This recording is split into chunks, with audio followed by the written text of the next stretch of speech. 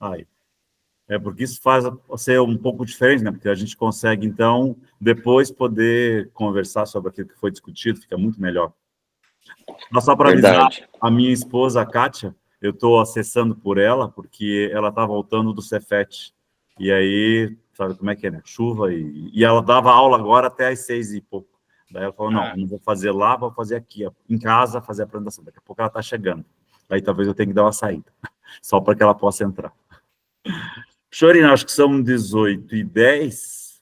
Eu acho que seria bem interessante. Eu acho que dá para dá para começar. Só que por algum motivo aqui eu estou abrindo a minha apresentação no PDF aqui e ele não está querendo compartilhar. Então eu vou fazer do jeito que eu faço nas minhas aulas, que é compartilhar a tela toda, tá, pessoal? Ah, sim.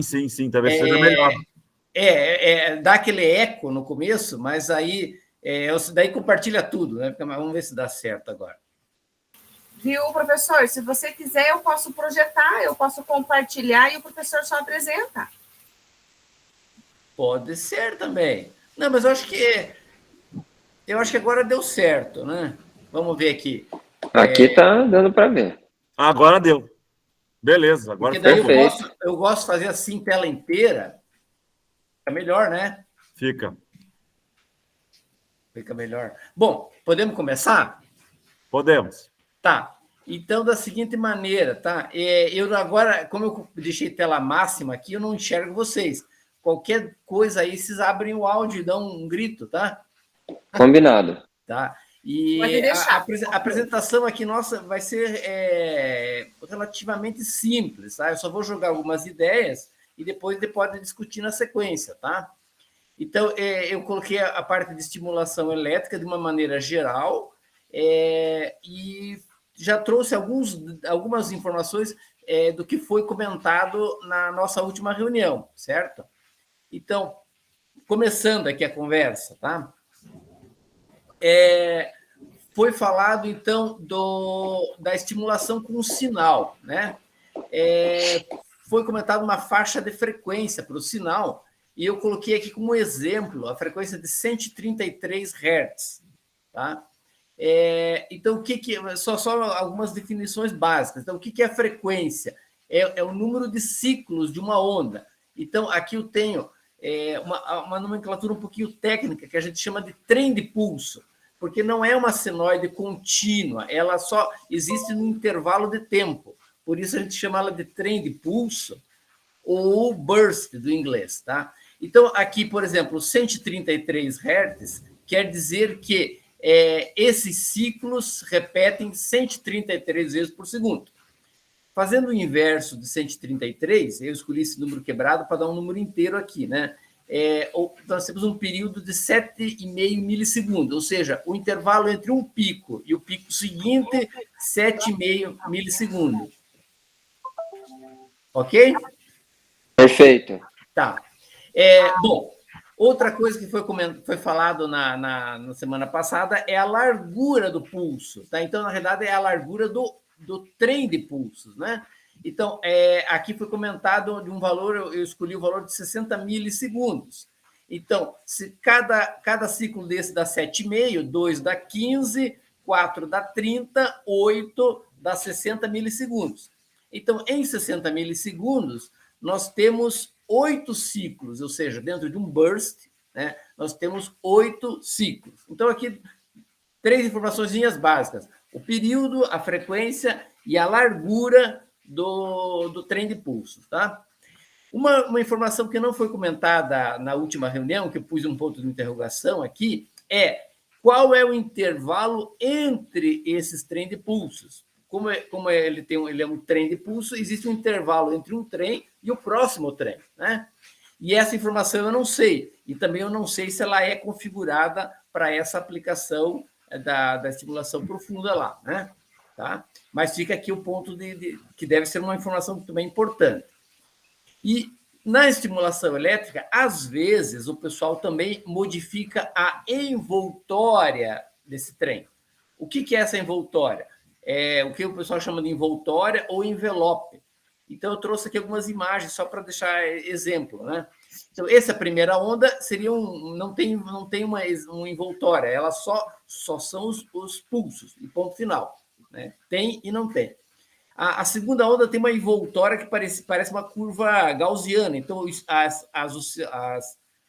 ciclos estão aqui dentro, mas esses ciclos eles vão crescendo e vão diminuindo com um formato. Tá?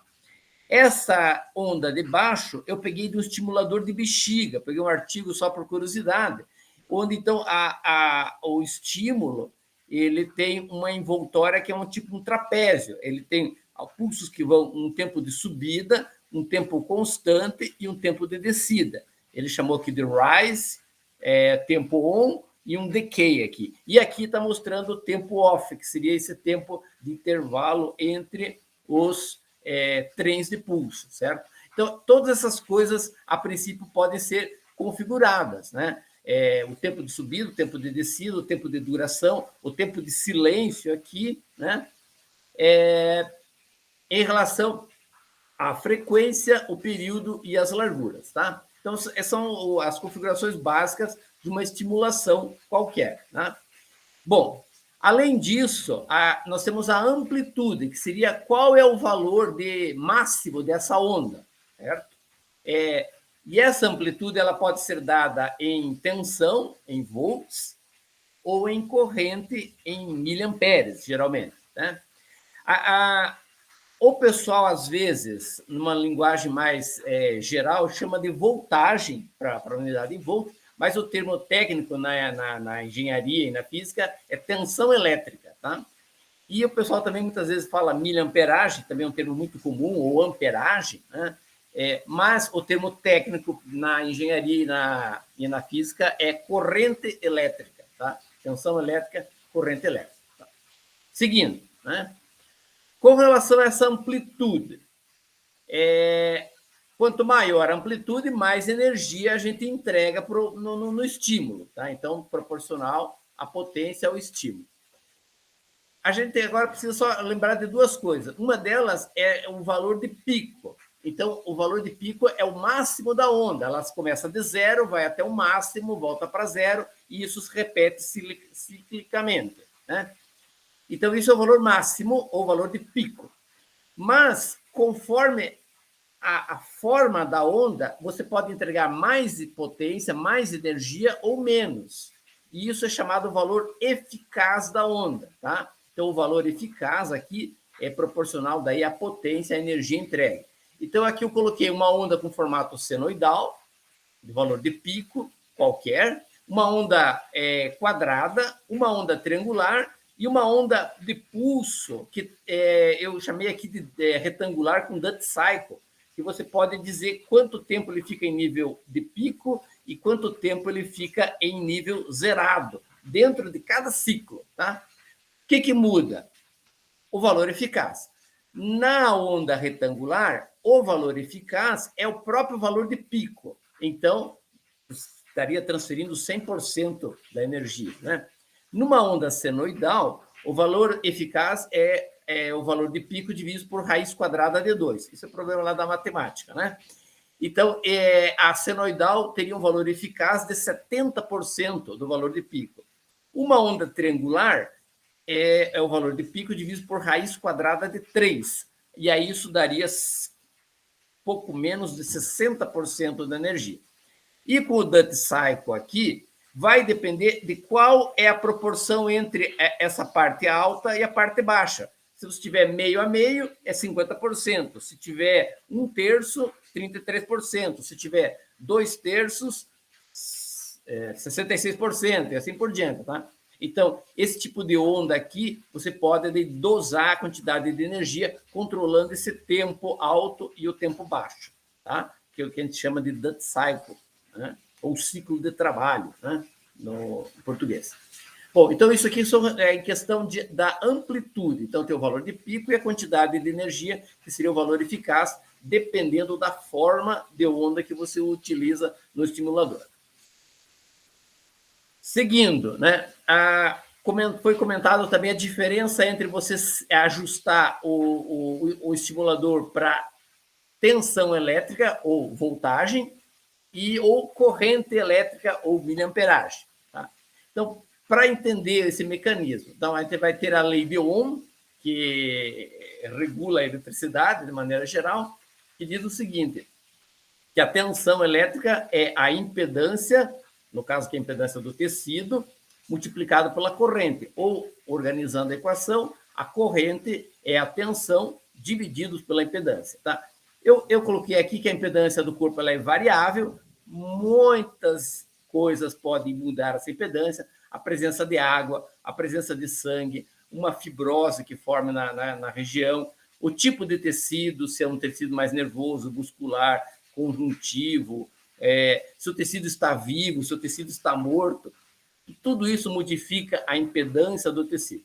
Aí isso aqui é um desafio, se a gente for pensar em modelar, como a gente o Pinho comentou, né? Aí a coisa tem que pensar mais com cuidado nessa impedância aqui.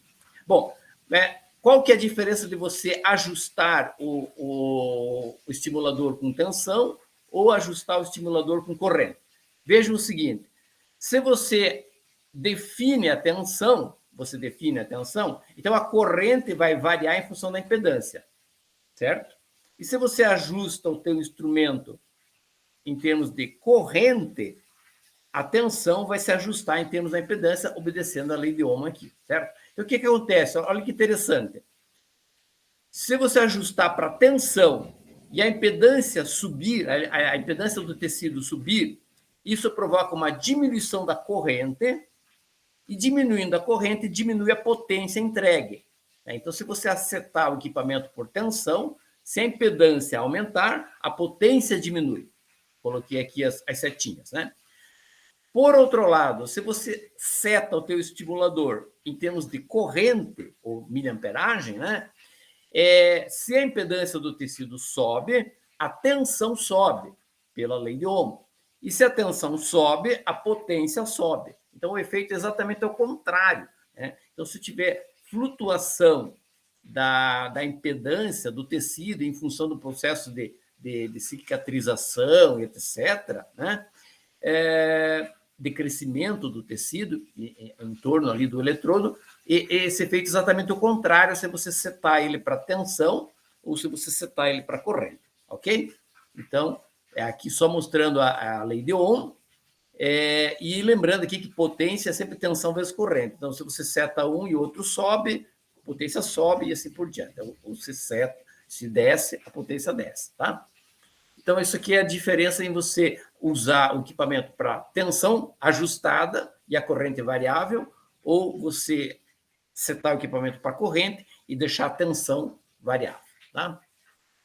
Seguindo, outra diferença que pode ter, pulso monofásico e pulso bifásico. Pulso monofásico quer dizer o seguinte, que o pulso que a gente vai estimular, ele só tem uma polaridade. Ele vai de zero ao valor de pico, do valor de pico volta a zero. E isso repete ciclicamente, mas sempre com a mesma polaridade. Então, por exemplo, aqui uma senoide, sempre positiva, aqui uma triangular, sempre positiva, aqui uma quadrada, sempre positiva. Então, isso aqui são pulsos monofásicos. Também o pessoal chama de estímulo mais na linha de corrente contínua, porque sempre um eletrodo vai ser positivo, sempre o outro eletrodo vai ser negativo. Um vai ser sempre o anodo, o outro vai ser sempre o cátodo, né? As polaridades não se trocam de lugar. Isso faz com que apareça nos eletrodos uma tensão média diferente de zero, tá? Porque o valor médio aqui ao longo do tempo é sempre positivo. Se na média é diferente de zero, ao longo do tempo, onde é o anodo, existe um acúmulo de ânions. E onde é o cátodo, ocorre um acúmulo de cátions, de íons negativos e íons positivos. E esse acúmulo de ânions e cátions provoca reações químicas nos eletrodos. Geralmente, reações de oxidação e redução, tá? E esse processo de oxidação dos ânions e do cátion e do eletrodo em si pode gerar algum elemento químico que seja tóxico ao tecido, tá? Às vezes, o pessoal prefere não usar o pulso monofásico para evitar esse tipo de... Claro, depende também do tipo de metal que está sendo usado no eletrodo, mas existe esse acúmulo de cargas de elementos químicos nos eletrodos, tá? Já o bifásico você aplica as mesmas formas de onda, os mesmos valores de pico, tudo igual, só que agora a cada ciclo a nossa onda ela metade do tempo ela é positiva, metade do tempo ela é negativa, certo? Isso aí o pessoal chama de bifásico ou também chama de corrente alternada. E aí os eletrodos, a polaridade dos eletrodos fica trocando constantemente, né? Isso faz com que o valor médio dessas ondas seja sempre zero. Está aqui, o valor médio é zero. E aí não existe desequilíbrio de cargas iônicas em nenhum dos dois eletrodos, e a questão de oxidação e redução ficam anuladas, o equilíbrio. Eu coloquei a palavra anuladas ali, mas eu acho que não é bem o termo quimicamente correto. Mas fica em equilíbrio as reações de oxidação e redução nos eletrodos, porque a onda é perfeitamente alternada e simétrica, tá? Então, isso seria um pulso bifásico.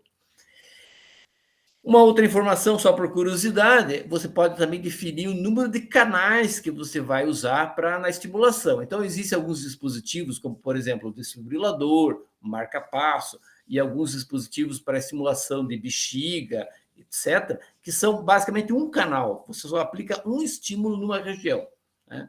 E existem alguns dispositivos que aplicam em multicanais. E aqui eu trouxe por curiosidade, fora da área aqui da discussão nossa, mas a estimulação funcional para a reabilitação da marcha, por exemplo, onde então você coloca eletrodos em vários músculos aqui das duas pernas, e aí você vai estimulando canais e grupos musculares de maneira alternada, né? Ou em maneira sequencial, para provocar a melhora da caminhada. Então, você precisa de vários canais para estimular vários grupos musculares. Ou um outro tipo de exemplo seria um conjunto de eletrodos em array, ou seja, uma sequência de eletrodos, que o exemplo mais tradicional que tem aqui é o implante coclear. Então, você tem o transmissor fora aqui na parte de cima da orelha, e você transmite a informação de maneira transcutânea aqui para a parte interna, e aí o eletrodo é colocado na cóclea, e aí eu tenho vários eletrodos que vão estimulando várias regiões diferentes da cóclea para simular as várias frequências do som audível. E aí eu tenho vários canais, vários eletrodos de estimulação. Então, sistemas de multicanal e poucos canais. Então, a quantidade de canais, tá? É uma outra informação interessante. Dando sequência ainda, então, falando de sistemas de eletrodos, ainda existe uma outra diferenciação: o sistema monopolar e o bipolar. Qual que é a diferença? O sistema monopolar, e aqui agora eu estou usando um outro exemplo na área médica, que também não tem nada a ver com o assunto, mas é a eletrocirurgia, certo? O bisturi eletrônico. Então, só como exemplo, né? No monopolar, a corrente, aqui tem um eletrodo ativo, que ele entra onde o médico está fazendo a intervenção cirúrgica, e essa corrente entra no corpo, e o ponto de saída é num outro eletrodo afastado do local da cirurgia. Tá? Então, geralmente aqui nas costas, na perna, etc. Tá? Então, isso se chama sistema monopolar. A corrente entra por um ponto e sai por um outro ponto distante. Geralmente, esse ponto de saída, ele é um ponto afastado, que ele é considerado eletricamente no infinito, tá? Entre aspas, infinito. Ele é tão longe que a gente considera que essa corrente que entrou aqui no eletrodo ativo, ele se espalha por todo o corpo de uma maneira mais homogênea, tá? Então, a corrente se distribui mais uniformemente para toda a região. Então, aqui estaria o eletrodo ativo, eu coloquei só o positivinho aqui, e aí o campo elétrico se espalha para todas as direções, porque a referência está lá no infinito, né? E a distribuição de corrente também se espalha em toda a direção mais ou menos homogênea. E isso se considerar o meio homogêneo, né? O tecido biológico ele tem outras variáveis em jogo aqui. Então, o campo elétrico se distribui de maneira esférica, está aqui, né? Igualmente para todos os lados, se considerar um meio homogêneo. Tá? Então, o monopolar, então, ele tem um eletrodo de referência lá no infinito, que seria esse preto aqui, e cada canal tem o seu eletrodo de estímulo. Então, por exemplo, o primeiro canal de estímulo é o vermelho, Então, a corrente entra por aqui e retorna pelo preto. O canal azul, a corrente entra pelo azul e retorna pelo preto. E o canal verde entra pelo verde e retorna pelo preto, certo? Tá claro até aqui, pessoal? Sim, sim. Alô? Oi, professor, estamos acompanhando. Beleza. Já Tá estou claro. quase terminando, tá? Tô quase Tá terminando. claro. Desculpa que eu falei e não tinha aberto o microfone, por isso que deu esse delay aí, tá? Não, tem problema, não tem problema. Obrigado pelo retorno. Bom, então, o monopolar tem essa vantagem da distribuição da corrente, né? Só que daí tem uma desvantagem. Se você estimular 2 canais ao mesmo tempo, existe corrente circulando entre o eletrodo vermelho e o azul, ou entre o azul e o verde, tá? Então, pode ter corrente entre os eletrodos vizinhos. Então, isso aqui é uma desvantagem quando você está fazendo uma estimulação multicanal, tá? Certo? Então, tem os prós e contras de cada tecnologia. A outra possibilidade é o bipolar. Então, de novo, aqui mostrando o exemplo da eletrocirurgia, onde agora o cirurgião entra não com um eletrodo com uma ponta, mas é um eletrodo que parece uma pinça. Ele tem as 2 pontas. Então, o ponto de entrada e saída da corrente é na mesma região, ou bem próximo entre si. Então, aí estaria os 2 eletrodos bem próximos um do outro aqui. A corrente entra por um, passa pelo tecido e sai pelo outro. Tá? Então, o ativo e o de retorno no mesmo local. Isso faz com que daí a distribuição de corrente seja, e o campo elétrico seja completamente diferente do anterior. Então, aqui é muito mais óbvio que a corrente se concentra muito mais entre os 2 eletrodos, certo? Então, a densidade de corrente aqui é muito maior do que nas regiões vizinhas, muito diferente do anterior, que a corrente se espalha para todos os lados, né? Então, essa é a diferença do bipolar. Então, está aqui mostrando 3 canais. Então, tem o canal vermelho, a corrente entra por um lado e sai por esse, do segundo canal azul e o terceiro canal verde aqui, por exemplo. E aí, como os 3 canais são independentes, não existe nenhum tipo de corrente circulando entre os canais vizinhos. Não existe corrente não fecha circuito elétrico entre o vermelho e o azul. Não existe um circuito fechado, eletricamente falando. Então, não tem corrente entre os eletrodos vizinhos. A corrente vai estar circulando só entre o par vermelho, ou o par azul, ou o par verde aqui, certo? Aí o campo elétrico, portanto, daí ele não é esférico, não sei o formato, eu coloquei essa figurinha aqui no formato desse amendoim aqui, só para imaginar, mas aí o Pinho depois pode tentar fazer um modelamento, e isso ainda considerando um meio homogêneo. Se o meio é heterogêneo, fica mais complexo ainda o modelo, né? Mas o formato da distribuição da corrente e do campo já é bem diferente no caso do bipolar. Então, esse é um outro parâmetro que também pode ser ajustado. Um assunto um pouquinho mais técnico agora, né? Impedância. Então, nós falamos da impedância lá naquela relação de tensão de corrente, a lei de Ohm, a impedância. E essa impedância, ela tem a impedância do eletrodo e a impedância do tecido. Na realidade, os 2 efeitos juntos. Então, a impedância do eletrodo entre o eletrodo, que é metálico, e o tecido, que é um eletrólito, que é um meio eletrolítico, né? Com íons, o tecido é iônico e o eletrodo é corrente elétrica. Então, nessa interface, existem trocas de carga. E o modelo elétrico que explica essa interface eletrodo-tecido é o circuito elétrico que está aqui nesse cantinho. O RD e o CD é exatamente a troca, deslocamento de carga entre o eletrodo e o tecido, e existe uma capacitância na interface metal-eletrólito, que é esse elemento aqui. Então, olha que o lado esquerdo é a parte metálica, o lado direito é a parte biológica. E nessa interface nós temos uma resistência e uma capacitância. Do lado metálico, ainda nós temos a resistência dos cabos, que eu chamei aqui de RC, dos condutores, né, da fiação elétrica, e do lado RS teremos ainda a resistência do eletrólito do tecido, tá? Então, eu coloquei aqui a resistência do eletrólito e do tecido. Isso aqui é o equivalente da impedância que nós temos na interface do eletrodo e eletródo.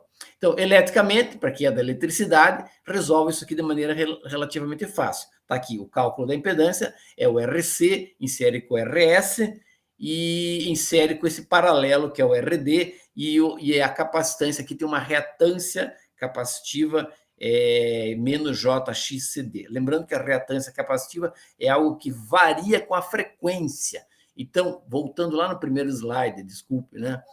Então, esta frequência de 133 Hz setada aqui também vai agora entrar na definição da reatância do eletrodo lá, tá? Então, a escolha dessa frequência. Por exemplo, aqui 133 Hz, tá? Deixa eu voltar aqui agora. Aí, né? Então, aqui eu fiz um levantamento do gráfico, aqui com os valores relativamente... isso aqui eu peguei mais de eletrodo para ECG, tá? Eletrocardiograma. Tá? Usei como uma referência. Então, esse circuito elétrico, a impedância do eletrodo, ele tem uma impedância maior em baixa frequência, por exemplo, aqui 10 Hz, né? E uma impedância menor em frequências mais altas. E ele tem uma frequência chamada frequência de corte, que a partir desse ponto a impedância começa a ser variável. Por exemplo, 133 Hz estaria mais ou menos por aqui, bem nesse joelho da curva. Tudo bem, que aqui nós estamos mostrando um eletrodo para ECG. Teríamos que depois analisar como que é a impedância do eletrodo para a estimulação, né, específica desse caso, né? Ok? Mas só para mostrar que a frequência define a impedância também do eletrodo. Não é só a impedância do eletrodo, né, que varia com a frequência, a impedância do tecido também é variável com a frequência do estímulo. Então, aqui também um outro modelinho elétrico, bastante comum aí na parte de quem mexe com bioengenharia, onde eu tenho aqui uma resistência, que seria a resistência do líquido extracelular, de uma corrente que está desviando a célula, e aqui nós temos um ramo que é a corrente que está atravessando uma célula. E aí ela encontra uma resistência da membrana, uma capacitância da membrana, uma resistência do líquido intracelular e, de novo, uma resistência e uma capacitância da membrana para que a corrente entre pela célula e sai pela célula, né? E isso gera um modelinho elétrico também, né? E a impedância, então, desse tecido, desse sistema biológico aqui, né, é dada por essa equação aqui. Então, nós temos o RE em paralelo com esses três elementos aqui, esses dois aqui são iguais, por isso coloquei duas vezes aqui, que é o RM em paralelo com a reatância menos JXCM, em série com o RI, que está aqui, que é a resistência do líquido intracelular. E isso aqui também tem uma impedância que é variável com a frequência, certo? Esse modelo aqui foi desenvolvido pelo Cole em 1940, e esse aqui é o diagrama de Cole, que mostra a parte real e a parte imaginária da impedância do tecido em função da frequência. Aqui é quando a frequência é muito baixa, que ele chamou aqui de RO, e à medida que a frequência aumenta, esse gráfico se desloca para cá, até aqui uma frequência mais alta. Então, de novo, a impedância, que é esse vetor maior aqui, né, esse vetor aqui diagonal, ele é variável, a impedância é variável com a frequência que você utiliza para o tecido. Então, nós temos essas duas impedâncias associadas, né? A impedância do tecido e a impedância do eletrodo. Tudo isso vai formar a impedância que a gente vai estimular aqui, né? Então, de maneira resumida, juntando todos os efeitos, a gente vai ter elementos resistivos e elementos capacitivos. Então, de maneira resumida, apesar do circuito ser relativamente complexo, né, mas resumindo tudo, nós temos, então, uma resistência equivalente e uma capacitância equivalente. Então, de todas aquelas resistências e capacitâncias. Então, nós temos aqui uma impedância que é capacitiva, a impedância total, né? E aí, lembrando que a gente comentou que a gente pode fazer o estímulo em termos de tensão ou em termos de corrente. E isso pode ser uma onda triangular, pode ser uma onda quadrada, pode ser uma senoide. Então, só por curiosidade, também, de novo, uma coisa da eletricidade. Se você fizer uma estimulação senoidal, seja ela uma tensão ou corrente senoidal, há outro elemento, se você estimular a tensão, a corrente, ou se você estimular a corrente e a tensão, né, a resposta desse estímulo vai ser uma onda senoidal com defasagem, né? Então, porque é um elemento, um sistema RC. Então, aqui eu peguei uma imagem por curiosidade. Então, se eu colocar uma senoide de estimulação aqui, a corrente vai ser também uma senoide defasada, ela deslocada no tempo, certo? Tá? Então, essa é só a diferença, que é exatamente esse ângulo aqui, tá? Esse ângulo desse vetor e o quanto ele é inclinado aqui define essa fase, né? Tá? Entre tensão e corrente. Isso é bem coisa de circuitos elétricos, né? Mas, então, a estimulação senoidal provoca uma reação senoidal de corrente, certo? Isso é importante. Já se a estimulação for retangular, aí, de novo, tem que relembrar umas ferramentas lá da eletricidade, a gente vai ter aí, como a gente vai ter degraus, né, da nossa onda quadrada, esse capacitor precisa carregar e descarregar. E aí nós vamos ter respostas com ondas exponenciais, né? Para complicar um pouquinho mais a nossa vida, né? Então, a impedância resistiva capacitiva, se a gente estimular com tensão ou corrente retangular, a resposta da corrente ou tensão vai ser uma exponencial de carga e descarga. Então, por exemplo, isso aqui eu tirei do livro do Webster, da parte de instrumentação biomédica. Então, aqui ele mostra, se eu estimulei uma corrente quadrada, tá? Corrente quadrada aqui, a tensão vai ser uma exponencial de carga e uma exponencial de descarga, justamente por causa da carga e descarga dos elementos capacitivos do tecido e do eletrodo, né? E se eu estimular ao contrário, se eu estimular com uma tensão quadrada, como está aqui, a corrente vai ser agora uma exponencial de descarga, né? Então, a exponencial invertida da anterior, e essa descarga, de novo, é a descarga dos elementos capacitivos que tem no tecido e no eletrodo, tá? Então, aparece essa exponencial de descarga aqui. Então, um estímulo quadrado não gera uma resposta no tecido biológica quadrada. Esse é um dos problemas da onda quadrada, né? Já a onda senoidal, o estímulo senoidal gera uma resposta senoidal. É um sistema mais limpo, né, em termos de geração de ruído, etc. Né? Bom, é isso que eu tinha para apresentar, assim, de alguns conceitos. Eu tentei não ser muito técnico, né? Daí a gente poderia depois, se alguém tiver mais interesse, de aprofundar esses detalhes das equações, como calcular. Seria isso, uma visão geral dos conceitos de estimulação elétrica, dos sinais básicos aí.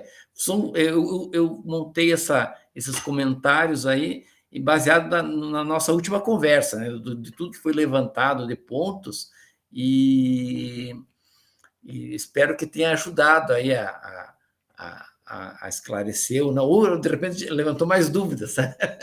Mas é bom, né? É bom levantar mais dúvidas. Ok? Não sei se alguém tem um comentário aí, uma pergunta, o que a gente pode ajudar. Oi, amor, quer falar alguma coisa? Porque... Sim, eu quero perguntar, né? Eu peço desculpas, eu assisti metade no carro e metade aqui, né? Mas, Pichorinho, você falou da estimulação da bexiga lá, e eu lembro que você comentou alguma coisa da parte dele. Ela tem uma diferença, né? Em relação ao estimulador cerebral, isso? Na realidade, na verdade, eu só tentei ali mostrar alguns exemplos de vários tipos, né? Alguns são superficiais, como, por exemplo, da marcha lá, do FES, né? Da estimulação funcional, que o eletrodo fica na pele, porque se estimula grupos musculares para marcha. O da bexiga, geralmente, ele é intravaginal, intranal, né? Não, eu acho que...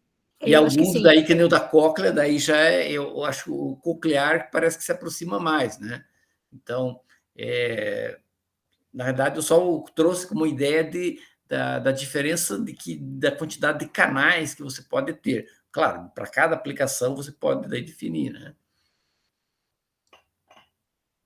Alguém quer perguntar alguma coisa para o Pichorim? Comentários?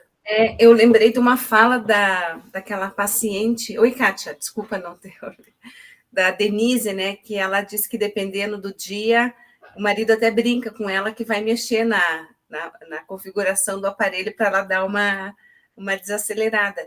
Então, eu penso assim que dependendo eu não sei se todos os bioestimuladores eles vão mandar essa frequência ou essa intensidade de acordo com a necessidade, ou o médico já deixa uma programação meio padrão, sabe? Alguma coisa assim?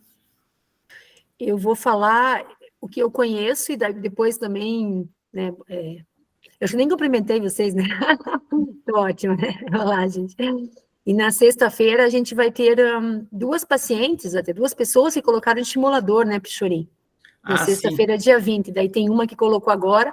Eu acredito, eu não sei, pelo que eu conheço dos pacientes que colocaram, eu acho que o estimulador, eu não sei, acho que não sei se não é o mesmo para todos os pacientes, será que não? Não, pelo que eu sei, pelo que eu sei, não, pelo que eu lembro da última conversa, é que existem duas tecnologias.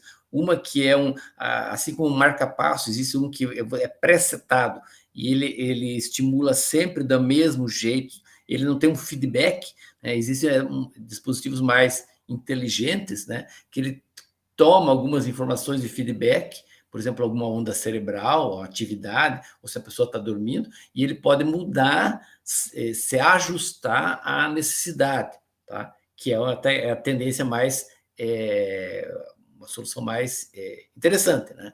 Porque daí não é uma estimulação constante. Claro, o constante é uma eletrônica bem mais simples, você programa lá e ele começa a executar. Já um que tem um sistema de feedback, ele precisa ter alguns sensores para saber se a pessoa está tendo a reação ou não, se ela está em atividade ou não, se ela está dormindo ou não, e poder daí se ajustar, né? Então, eu lembro as duas configurações. Da explicação do Maurício, né, que ele falou, exatamente foi a pergunta da Tatiana, né, dos dois tipos de estimuladores que existem, daí ele nos explicou, por exemplo, que tem alguns que você pode, por exemplo, ele desliga num período noturno, até por uma questão de economia de bateria, né? Exatamente. É menos ativo, então ele não precisa ter tanta a utilização do dispositivo, né? Sim, sim. Então é isso. Está aberta a palavra para quem quiser perguntar. Eu acho que o Maurício caiu na linha, eu acho. Ele está em cirurgia, Kátia. Ele está em cirurgia. Na verdade, eu tinha uma pergunta para ele em relação a isso, se ele tem mais algumas informações dessas questões que eu levantei ali. Por exemplo, se o trem de pulso que ele utiliza, é uma questão técnica para a gente, né? Se ele é constante, se isso é programável ou não, o intervalo de silêncio, se é programável ou não, e etc., né? Se é monopolar, bipolar, se é monofásico, bifásico. Então, esse é um monte de perguntas que eu tenho, né? E não estão... Mas é curiosidade para a gente pensar na configuração, né? E são muitas variáveis, né? Muitas variáveis que você pode setar, né? Eu não sei. Alguém quer perguntar alguma coisa? Na verdade, não é bem uma pergunta, é mais uma informação. Eu tenho foi meu co-orientador de doutorado, na época que eu fazia doutorado, que é o professor João Pedro Assunção. Ele vai ser professor visitante aqui não no CPGI, mas no mestrado da eletrotécnica, que é o PPGSE. E aí eu estou começando a conversar com ele para poder fazer uma formulação matemática e uma implementação computacional, um software que era chamado FCAD, e ver se ele tem interesse em participar disso, ou seja, eu precisaria dele, para a gente poder desenvolver uma formulação matemática e depois uma implementação. Claro, eu depois posso explicar para vocês um pouco sobre como é que seria uma simulação desse tipo. Talvez primeiro faça uma simulação mais simples para mostrar para vocês como é que um programa como esse se desenvolve. Talvez a próxima reunião eu poderia apresentar para vocês como é que funciona esse EFCAD, numa visão mais simples, que é só, a gente chama de estática. Estática é, você coloca uma distribuição de potencial e a partir daí você faz lá um mapeamento do que você quer representar e aí você diz como é que está a distribuição de campo elétrico dentro disso. E, evidentemente, que nesse caso, especificamente, o nível é um pouquinho mais embaixo. E aí eu estou conversando com ele, ver se ele tem interesse. Como ele vai fazer parte, vai ficar talvez uns 2 anos por aqui, talvez não exatamente presencialmente, mas ele mora talvez em Florianópolis, e aí as aulas que ele vai dar vai ser online, mas aí, meus caras, como nós estamos aqui, nós estamos todo mundo na sua casa, o fato dele morar em Florianópolis não teria nenhum inconveniente, ou seja... Tanto que eu já estou querendo ver se ele faz uma reunião comigo, para eu poder apresentar para ele o Deep Brain Stimulation, ou seja, apresentar esses sensores e um pouco sobre como é que a gente representa o cérebro através de... Aí vou falar uns palavrõezinhos agora, e da próxima vez talvez eu possa fazer daí para vocês uma apresentação um pouco mais de como é o comportamento elétrico do cérebro. Só numa visão assim... um pouco mais matemática, mas também um pouco mais... Talvez eu tenha que fazer meio que uma base de eletromag, para quem não tem experiência, e aí depois poder dar uma ideia do que acontece, tá? Talvez eu acho que seja isso que possa fazer. E aí depois, numa evolução, a gente poder ter uma formulação matemática mais robusta, que permita a gente poder estudar como é que é o comportamento. Claro, ele não chega a nível celular, mas mesmo assim ele dá uma ideia. Talvez depois, aí já numa conversa assim com o Pichorin, a gente verifica se a gente consegue, dado que tem uma tensão, e se a gente consegue medir a corrente, por exemplo, se a gente consegue calcular resistências e capacitâncias, e aí numa dessa, por extrapolação, se você poderia ter uma ideia. Agora eu vou falar um palavrãozinho para vocês. Um negócio chamado condutividade elétrica e a permissividade elétrica desse meio. Entende? Aí já é algo assim que entraria assim, um trabalho bem próximo com o Pichorin. Eu acho que ali, puxando para esse lado, que você poderia ter um modelo, deve ter esses modelos, o pessoal deve trabalhar com isso, de modelo de tecido, né? E aí você, por exemplo, o eletrodo está numa região que só tem tecido nervoso, aí o modelo lá entrar. E aí você, quanto de tensão você vai aplicar, a frequência que você vai aplicar, o formato da onda, e você daí, eu acho que a questão ali, o importante para o pessoal é saber a densidade de corrente, se ela ultrapassa um nível que provoque potenciais de ação, estímulos elétricos naquele tecido nervoso, né? Então, aí você pode espalhar o campo magnético por toda a região, mas só vai ter um volume excitado ali, né? Eletricamente excitado, que eu acho uma coisa bem interessante. Você saber daí quantos milímetros cúbicos de célula nervosa são estimuladas com tal nível de tensão, corrente, etc. Né? Baseado no modelo, né? O tecido biológico vai... Por isso que aí, como eu falei, seja, esse seria mais ou menos um caminho que talvez, provavelmente eu e Pichorin, a gente vai acabar meio que seguindo para ter uma ideia do que está acontecendo, entende? Então, pode ser um trabalho, aí já é um trabalho na área da engenharia, da biomédica e do eletromagnetismo, que pode ser bastante interessante, ou seja, e aí a gente precisaria conhecer, pelo Maurício, a questão dos sinais que são aplicados. Eu tentei dar uma procurada, mas até agora eu não achei o sinal efetivamente. E eu acho que o desafio, Pinho, que tem aí é o seguinte, a gente pode modelar para um tecido puro, por exemplo, assim, só um tecido nervoso. Aí, na interface eletrodo, vai ter outros elementos, vai ter eu não sei o termo técnico, mas vai formar um coágulo, vai formar uma cicatrização, e ali a impedância vai ser uma incógnita aqui no modelo, e acho que aí que é interessante. Nossa, aí dá um monte de trabalho você poder levantar a impedância real, por exemplo, de um implante recém-implantado, um que já está 1 mês, um que está 1 ano implantado. Isso, nossa vida, aí tem campo para muita pesquisa para definir justamente os parâmetros necessários para que você provoque um estímulo necessário. Né? Aproveitando essa parte ali, né, Pichorinho, essa parte é sua e do meu marido, porque para a gente, depois começou a falar do web, você falou, isso aqui tá voltando ao mestrado lá, de pegar aquele livro lá de inglês, né, Pichorinho, para detonar as aulas do GVR lá.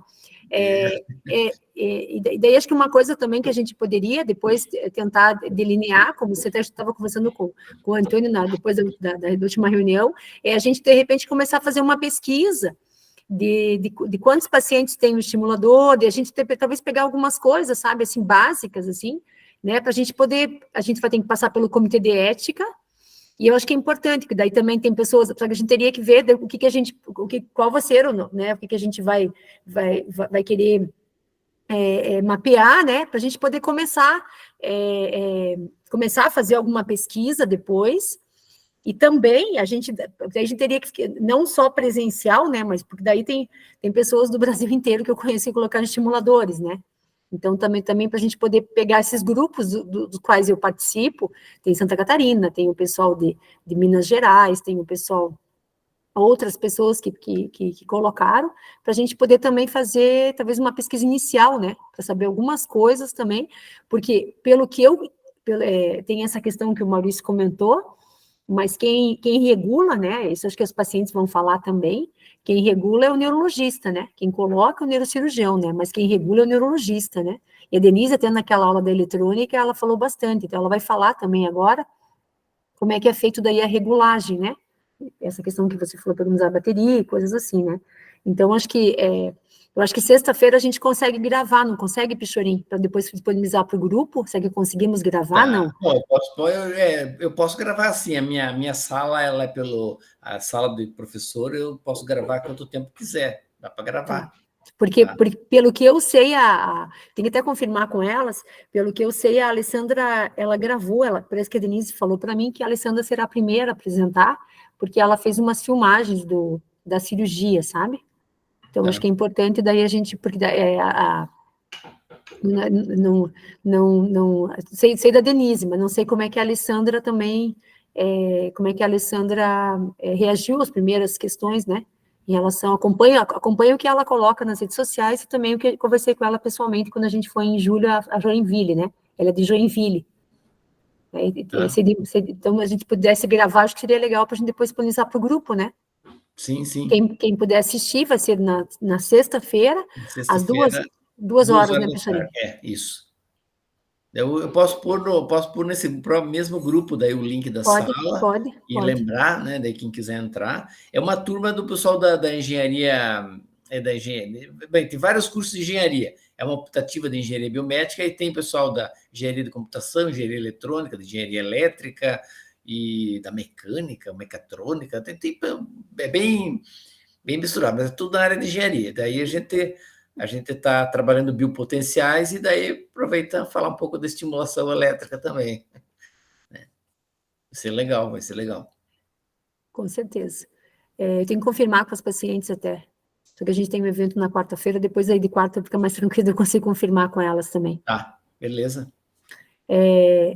Eu acho que, Antônio, você quer apresentar da próxima vez? A próxima reunião será dia 30, você consegue apresentar? Eu já consigo apresentar alguma coisa assim.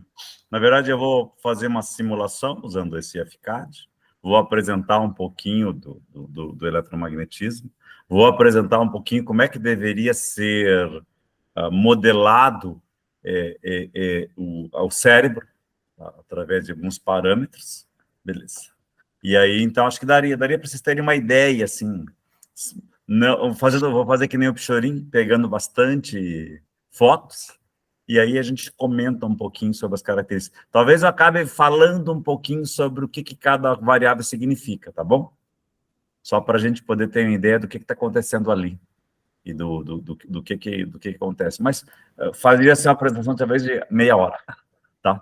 Só para ter uma ideia do que está acontecendo lá dentro do cérebro. E aí eu termino com uma apresentação do FCAD. Então, a próxima reunião seria dia 30, daí às 18 horas, para todo mundo, ok? Tá.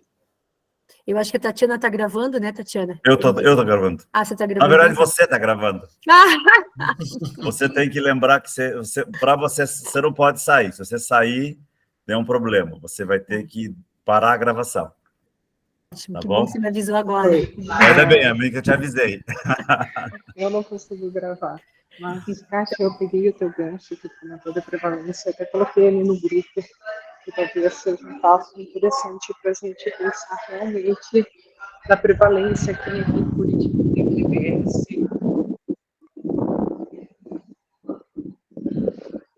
Está cortando bastante, Tatiana, está bem difícil ouvir você.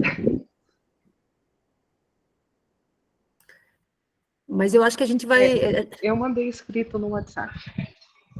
Beleza. Beleza?